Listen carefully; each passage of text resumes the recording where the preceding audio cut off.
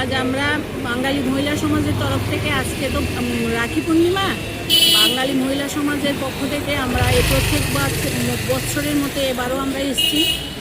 এই রাখি পূর্ণিমা আমাদের কবিগুরু রবীন্দ্রনাথ ঠাকুর 1905 সালে প্রচলন করেছিল। সেটা মেনে আমরা সবাই, সারা ইন্ডিয়ানবাসী, ভারতবাসী সবাই আমরা এই রাখি উৎসব পালন করে চলছি, যাতে আমরা সারা দেশের ভাই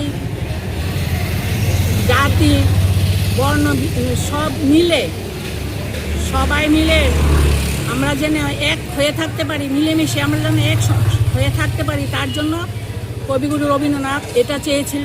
তাই আমরাও চাই তাদের পথে আমরা চলতে। তাই আমরা আজ বাঙালি মহিলা সমাজের পক্ষ থেকে এই উৎসব উপলক্ষে আমরা বিভিন্ন জায়গায়, পূর্ব থানায়, পশ্চিম থানায়, প্রেস ক্লাবে এবং পথচারীদের মধ্যে আমরা রাখি বিতরণ করি। আমরা চাই যে আমাদের মধ্যে যেন ভ্রাতৃত্ববোধটা জেগে থাকে এবং রাখির মধ্যে শুধু একটা বান্ধন না, এটা বাইরের হাতে বাঁধলাম আর এটা শেষ, এটা না। আমরা যাতে এই বন্ধনটাকে শক্ত করে ধরে রাখতে পারি, প্রত্যেক ভাই যেন প্রত্যেক বোনকে সুরক্ষাভাবে রাখে, সেটাই আমাদের চাওয়া।